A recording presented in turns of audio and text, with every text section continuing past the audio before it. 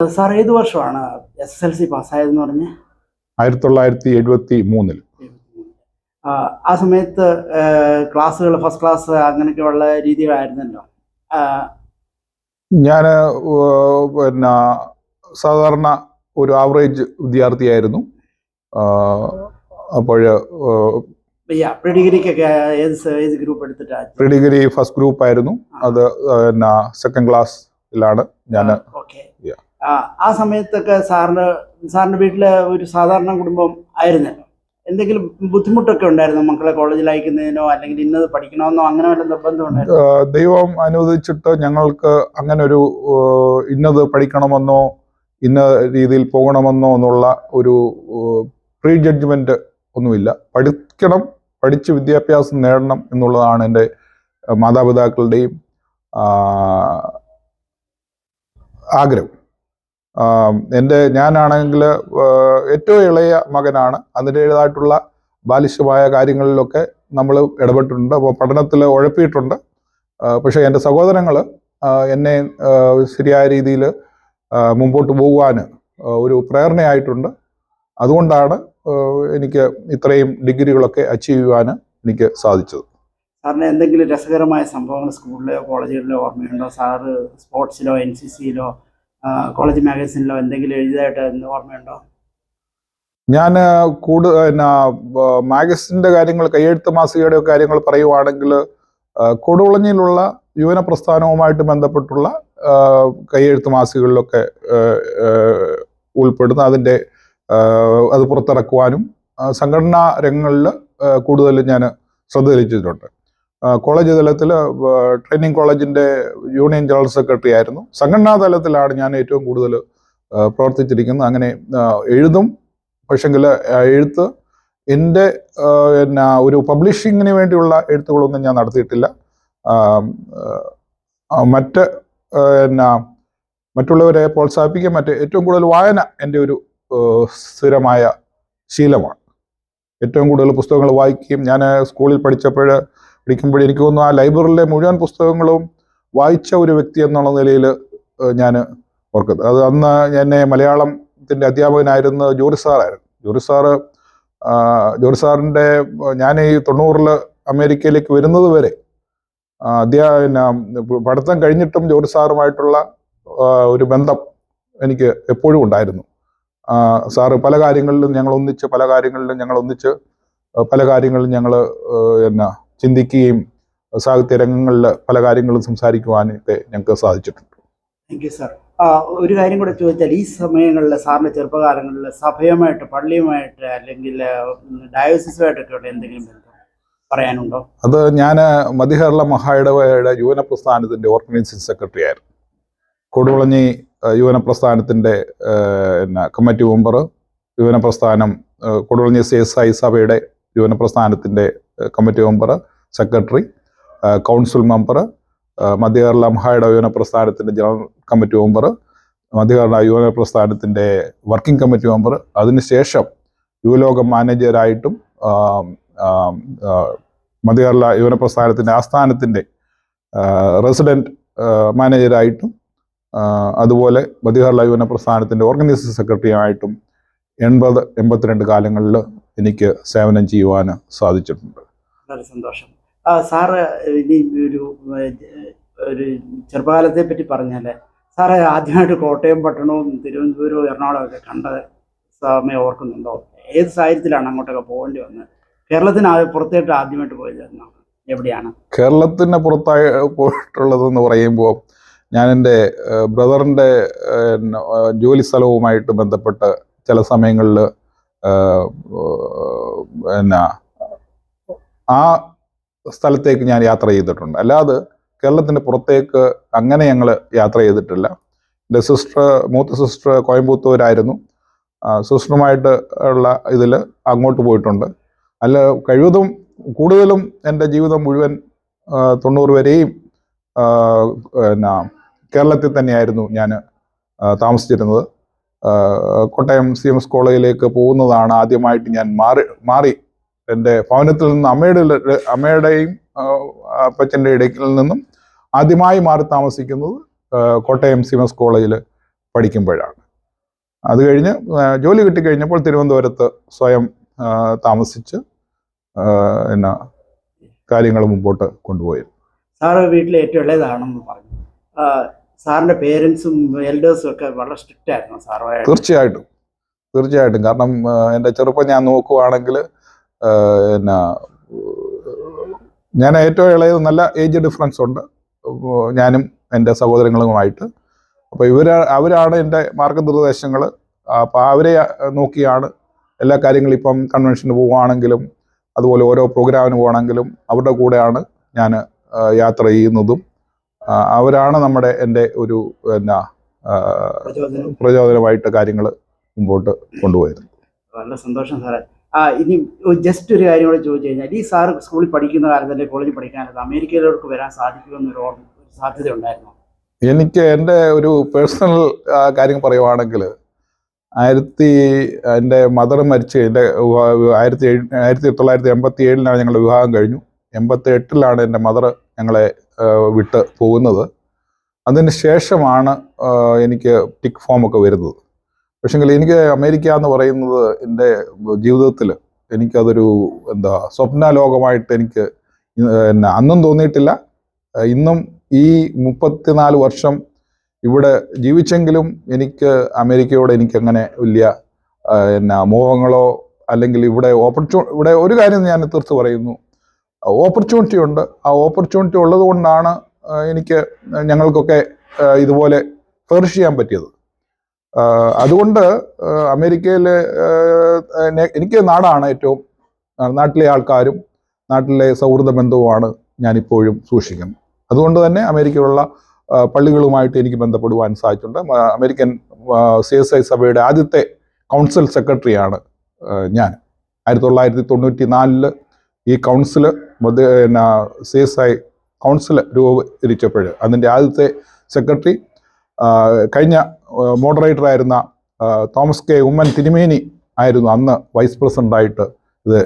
ഇപ്പോഴെൻ്റെ സഹോദരനാണ് കൗൺസിലിൻ്റെ സെക്രട്ടറി ആയിട്ട് ഡോക്ടർ സക്രിയ ഓമൻ ആണ് സേവനം ചെയ്യുന്നത്. Thank you so much sir. Sir ഒരു ചോദ്യം കൂടെ ചോദിച്ചു കഴിഞ്ഞാൽ, അമേരിക്ക വന്നതിന് ശേഷം സാറ് ഇപ്പോൾ ഏറ്റവും വലിയ വെല്ലുവിളി എന്തായിരുന്നു?